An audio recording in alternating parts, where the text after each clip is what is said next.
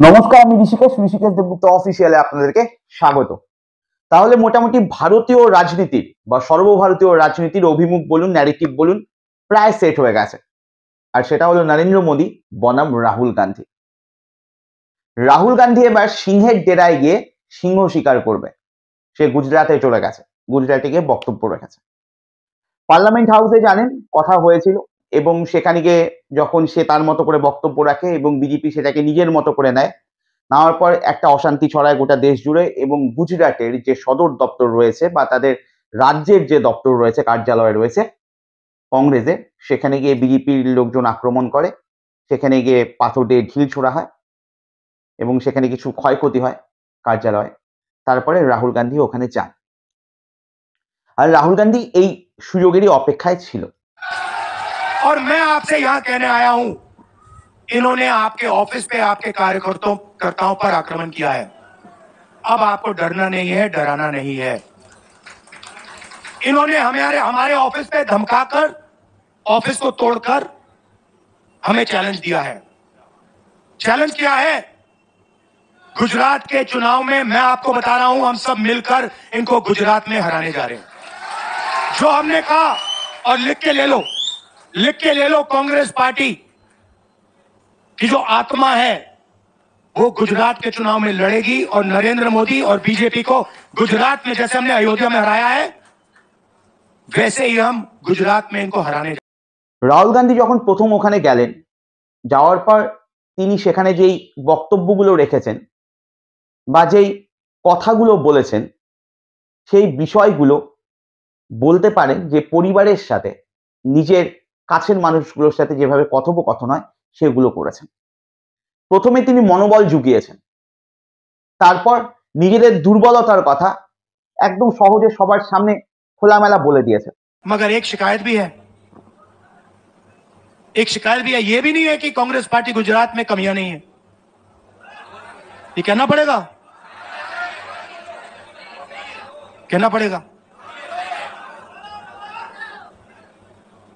कमी क्या है?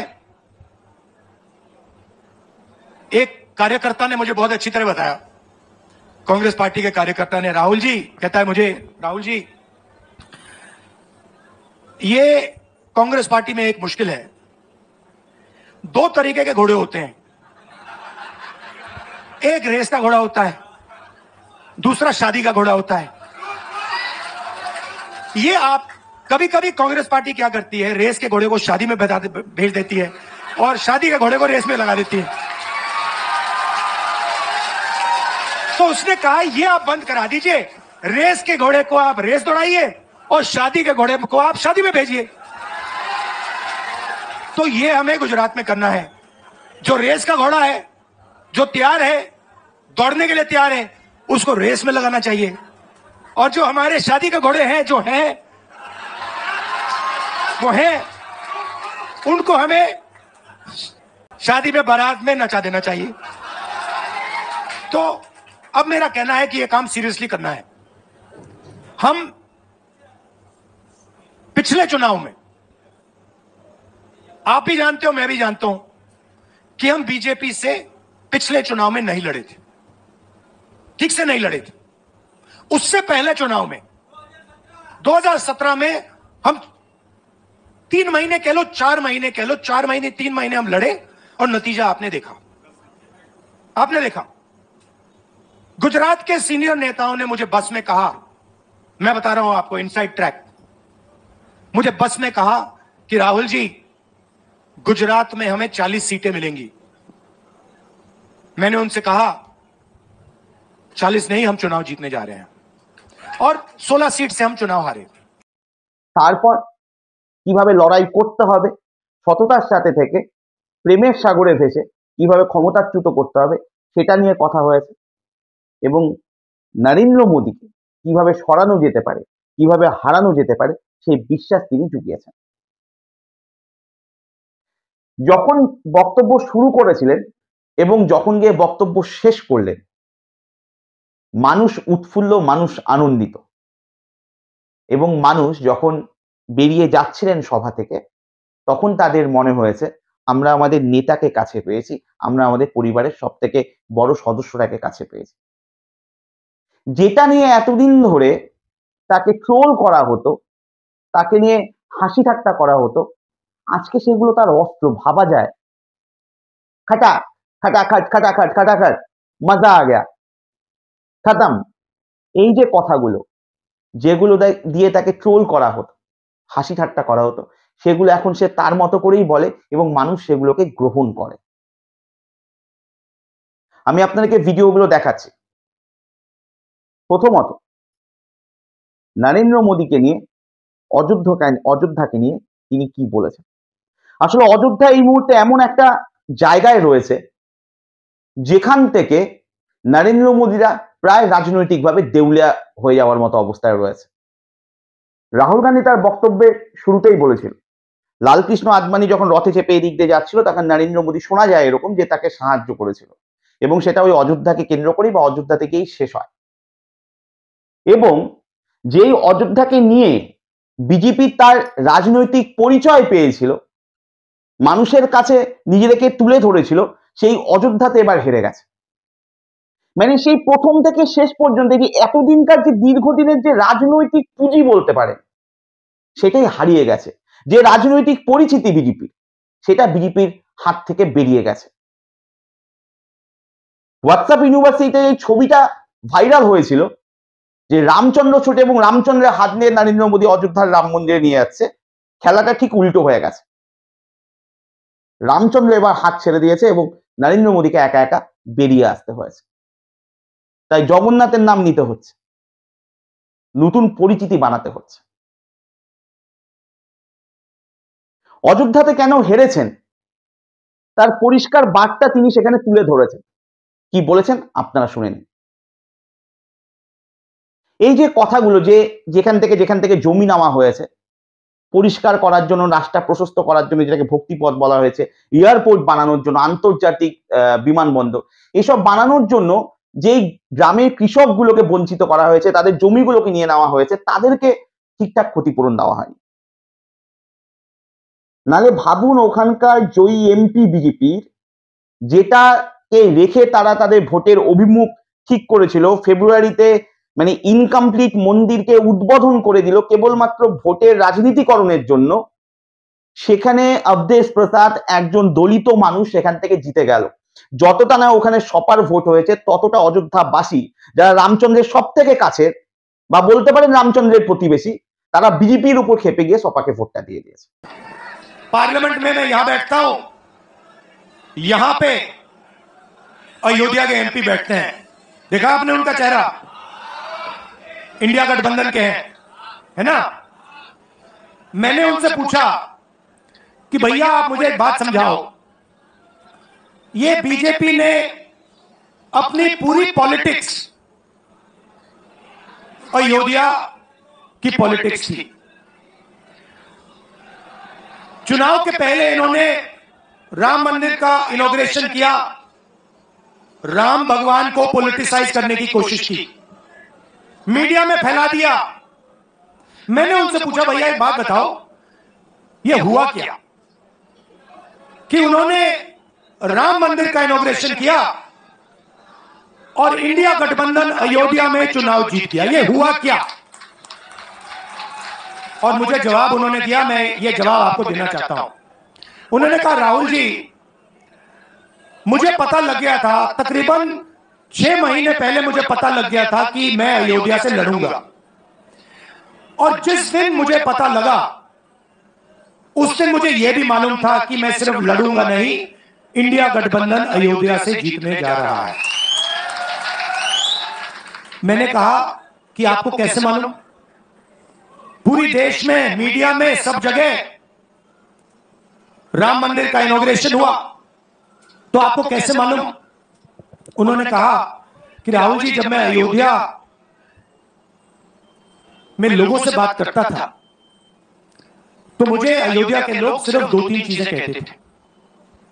पहली बात कहते थे कि अयोध्या में मंदिर बनाने के लिए, क्लीन अप करने के लिए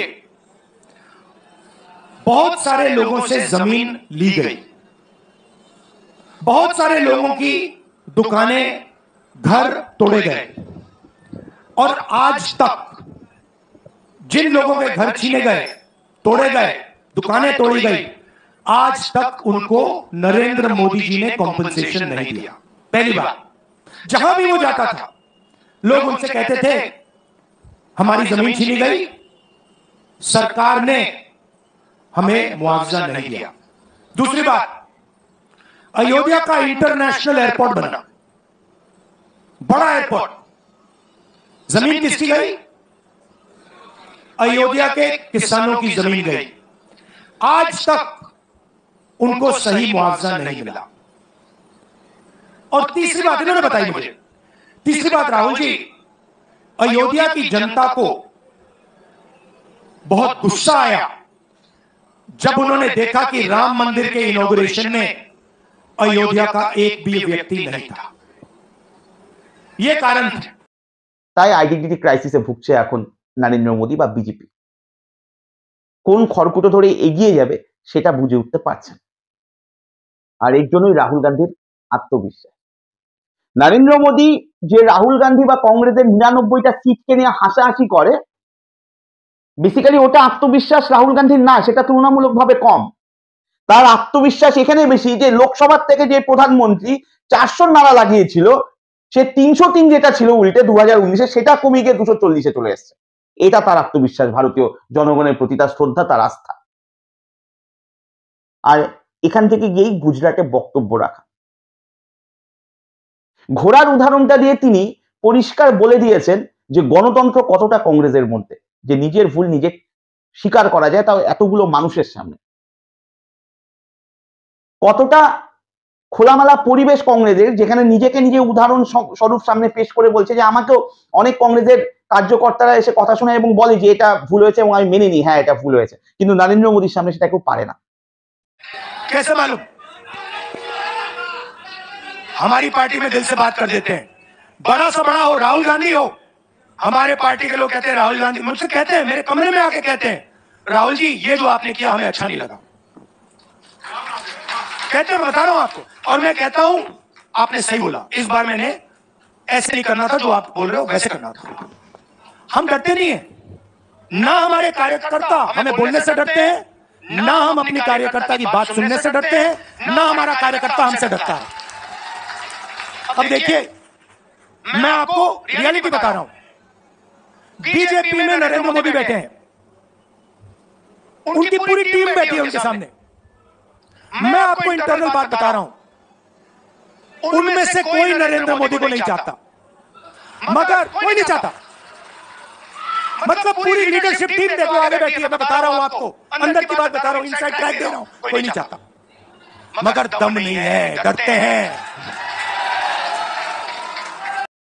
একটা জনসভাকে সে পারিবারিক একটি সভা বানিয়ে দিয়েছিল, যেখানে সবাই তার পরিবারের সদস্য এবং তার সাথে কথা বলছে। আর গুজরাটে যদি লড়তে হয় তাহলে কংগ্রেসকেই লড়তে হবে, কারণ গুজরাটের যে 22টি জেলা রয়েছে, এই 22টি জেলায় যদি ক্ষুদ্র সর্ষে দানার মতো কোনো সংগঠন থেকে থাকে বিজেপি বাদ দিয়ে কোনো পার্টি, সেটা কংগ্রেসের রয়েছে। আর কংগ্রেসের হাতে 3 বছর রয়েছে। রাহুল গান্ধী জানে যে অযোধ্যাকে তার হাতের থেকে ছিনিয়ে নেওয়া হয়েছে, রামচন্দ্র নিজেই তার হাত ছেড়ে দিয়েছে, উত্তরপ্রদেশের অবস্থা টলমল। এবার থাকলো গুজরাটের লবির, গুজরাটের 2 সেরা নেতা নরেন্দ্র মোদী এবং অমিত শাহ, সেই ডেরাতে গিয়ে যদি আঘাত করা যায় তাহলে ভিত কেঁপে যাবে। ভাবা যায় রাষ্ট্রপতি ভাষণের জবাবি ভাষণ দিতে গিয়ে বিরোধী দলনেতা বা প্রতিপক্ষের সব থেকে বড় নেতা যখন বলছে গুজরাটে আপনাদেরকে হারিয়ে দেব, তার দুদিনের মধ্যে সে গুজরাটে।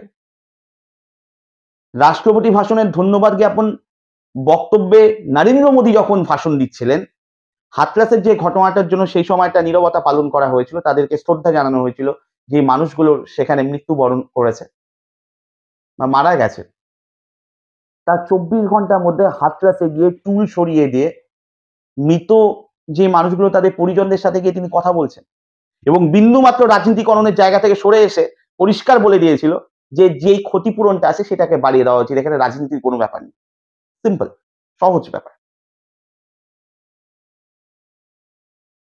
যেই মানুষটি একটি ট্র্যাক ধরে এগোনোর চেষ্টা করছে, যেই ট্র্যাকের মধ্যে একটি বিষয় রয়েছে, জনগণ এবং আমি, মানে রাহুল গান্ধী, মাঝে আর কেউ নেই। ভারতবর্ষের জনগণই ভারতবর্ষের সবকিছু, এই জায়গাটাকে বারবার তুলে ধরার চেষ্টা করছে। অর্থাৎ ভোটের আগের যে পলিটিক্সটা ছিল সেটাকেই জিইয়ে রাখতে চাইছে, এবং এমন ভাবে চেষ্টা করা হচ্ছে যে প্রথমে বলা হয়েছে যে গুজরাটে হারিয়ে দেবো, তারপর একটা সুযোগ পেয়ে গেছে, নিজেই বলছে যে সুযোগ পেয়ে গেলাম, আমাদের পার্টি অফিস ভেঙে দেওয়া হলো, আমি গুজরাটে চলে আসলাম। হাতরাসে নীরবতা পালন করেছে, হাতরাসে চলে গেছে। কাঞ্চনজঙ্ঘার দুর্ঘটনা হয়েছিল, লোকো পাইলটদের সাথে কথা বলে নিয়েছেন উনি। আসামে বন্যা দুর্গত, ওখানে উনি পৌঁছে যাবেন কালকে। তারপর নরেন্দ্র মোদী বক্তব্য দেওয়ার সময় 2.5 ঘন্টার বক্তব্যে যখন পিছনে ব্যাকগ্রাউন্ড মিউজিকের মতো মণিপুর মণিপুর মণিপুর বিরোধীদের কণ্ঠস্বর বা চিৎকার বা কোরাস শোনা গেছে, সেই মণিপুরে উনি যাবেন। এবং একই কথা বা তার সারমর্মই গুজরাটে দাঁড়িয়ে বলছে যে এরপরে গুজরাটের যে ম্যানিফেস্টো হবে, যে ইস্তাহার হবে, সেটা গুজরাটের লক্ষ লক্ষ মানুষ যা বলবে সেখান থেকে উঠে আসবে। অর্থাৎ মানুষের কথা, জনগণের কথা পার্লামেন্টে যাবে। নরেন্দ্র মোদী বলতেই পারবে না এটা কংগ্রেসের কোনো বক্তব্য, দরকার বলে ভিডিও এভিডেন্স দিয়ে বলা হবে যে না এটা ওনাদের বক্তব্য, এটা ভারতের জনগণের বক্তব্য, ভারতীয় ভোটারের বক্তব্য, ভারতীয় নাগরিকের বক্তব্য। এটাকে তুলে ধরা হবে, যেখানে আর একটা ন্যারেটিভ সেট করার চেষ্টা করা হচ্ছে যে প্রধানমন্ত্রী আসতে পারুক না পারুক, সে বিদেশ সফরে যাক, সে পরমাত্মার সন্তান হয়ে উঁচুর দিকে থাকুক, সে ভগবানের লোক হোক, কিন্তু সাধারণ মানুষের, গ্রামের খেটে খাওয়া মানুষের, মজদুরদের কাছের মানুষ রাহুল গান্ধী। এবং এর পরবর্তীতে যে ঘটনাগুলো হবে হয়তো তাই হবে যে মানুষ নরেন্দ্র মোদীর থেকে রাহুল গান্ধীর জন্য বেশি অপেক্ষা করছে, যে কখন তিনি আসবেন, আমাদের মনের কথাগুলো, আমাদের জ্বালা দুঃখ যন্ত্রণাগুলোকে ব্যক্ত করতে পারবে। এবং ছাড়াছাড়ির কোনো জায়গা নেই। অগ্নিবীর নিয়ে যখন বলছেন এবং বলছেন যে ওনাকে শহীদ মানে না, কিন্তু আমি তাকে শহীদ মানে, আমি শহীদ বলছি। তারপর যখন তার ক্ষতিপূরণের টাকা পয়সা নিয়ে মানে একটা তর্ক বিতর্ক হয় এবং রাজনাথ সিং দাঁড়িয়ে বলে যে মিথ্যা কথা বলছে, রাহুল গান্ধী নাকি সংসদকে ভুল বোঝানোর চেষ্টা করছে, রাহুল গান্ধী ওই বাড়িতে পৌঁছে যায় এবং পরবর্তীতে ভিডিও দেখিয়ে তাদের সাথে কথা বলে, এবং দা ওয়ারও এটা নিজেদের মতো করে ইনভেস্টিগেশন করে জানিয়েছে যে কম্পেনসেশনের যে টাকাটা, যে ক্ষতিপূরণটা, ওটা পুরোটাই বিমার টাকা, যেখানে আইসিআইসিআই ব্যাংক 50 লক্ষ টাকা দিয়েছে এবং বাকি টাকা তাদের সেনাদের যে বিমা রয়েছে সৈনিকদের, সেখান থেকে পেয়েছে। ভারত সরকার তার জায়গা থেকে কোনো ক্ষতিপূরণ আজও দেয়নি, প্রমাণ করেছে। তাই চোখে চোখ রেখে লড়াইটা হচ্ছে। আমি কেন বললাম যে শুরুতেই বক্তব্যে যে এরপরে ভারতীয় রাজনীতি প্রায় সেট হয়ে গেছে ন্যারেটিভ যে নরেন্দ্র মোদী বনাম রাহুল গান্ধী। ভাবুন একটা সময় যখন আপনারা বা আমরা গুগল সার্চ করতাম পাপ্পু বলে, রাহুল গান্ধীকে দেখাতো, আজও দেখায় কম বেশি। মানে কতটা ইনভেস্ট করা হয়েছিল কেবলমাত্র একটি মানুষকে ছোট করার জন্য, কত টাকা খরচ করা হয়েছিল, কত আইটি সেলের লোককে লাগিয়ে দেওয়া হয়েছে, লেলিয়ে দেওয়া হয়েছে, সেখান থেকে ছেলেটিকে উঠে আসতে হয়েছে। মধ্যপ্রদেশের যখন বিধানসভা, ওখানে গিয়ে নরেন্দ্র মোদী তাকে বলেছিল মূর্খদের সর্দার, কোনো সময় মহাজ্ঞানী বলেছিল, এগুলো হয়েছে। কোনো সময় শাহজাদা বলা হয়েছে, মানে এমন একটা জায়গা যে উনি তো অনেক বড় পরিবার থেকে আসছে, রয়্যাল ফ্যামিলি থেকে আসছে, প্রচুর টাকা পয়সা, ভারতের মানুষকে নিয়ে তার কোনো চিন্তা ভাবনা নেই। কাশ্মীর থেকে কন্যাকুমারী যেই হাঁটা পথটা, সেটাই ভারতের আত্মার যথার্থ স্বরূপ রাহুল গান্ধীর কাছে তুলে ধরেছিল। এবং তখনও যে ম্যানিফেস্টোটা বানানো হয়েছিল, সেটাও ওই কাশ্মীর থেকে কন্যাকুমারী হাঁটা পথে যে মানুষের আর্তনাদ, মানুষের জিজ্ঞাসা, মানুষের প্রশ্ন, মানুষের চাহিদা, সেটার থেকে উঠে এসেছিল। এবারও তাই করা হচ্ছে। এবং ভারতীয় আত্মার যথার্থ স্বরূপ চরিতার্থ করা, আত্মস্থ করা বা জানা, সেটা যে জ্ঞান, সেই জ্ঞানটা কেবলমাত্র কোনো একটা ঠান্ডা ঘরে এসিতে বসে মন কি বাত বলে পাওয়া যায় না। এই যে ডিগ্রিটা, এটা কোনো বিজেপির কোনো নেতার কাছে নেই। এবং এই জায়গাটা রাহুল গান্ধী যে কয়েকশো জন এগিয়ে গেছে, সেটারই ফলাফল এবারের লোকসভা থেকে প্রতিফলিত হওয়া শুরু করেছে এবং মিলিয়ে নেবেন, এটা চলতে থাকবে। কারণ এই অভিজ্ঞতাটা জুনি মেলা ভার। এবং এখন যে দেখছেন এই যে লোকো পাইলটে যাচ্ছে, হাতরাসে ওখানে চলে গেছে, তারপর এরপর আসামে বন্যা দুর্গতদের কাছে যাবে, তারপর মণিপুরে যাবে, তারপর দিল্লির মজদুরদের সাথে দেখা করে আসছে, এরপরে গুজরাটের হীরার খনিতে যারা কাজ করে বা হীরার কারখানায় কাজ করে তাদের সাথে কথাবার্তা বলবে। এই যে বলে এমন একটা জায়গা যেখানে গিয়ে সে বারবার নিজেকে পরিচয় করাবে, আবার বলছি ভারতীয় আত্মার সাথে, ভারতের প্রতিটা ক্ষেত্রের প্রতিটা কোণের যে গরিব মানুষরা রয়েছে তাদের কথাকে তুলে ধরবে।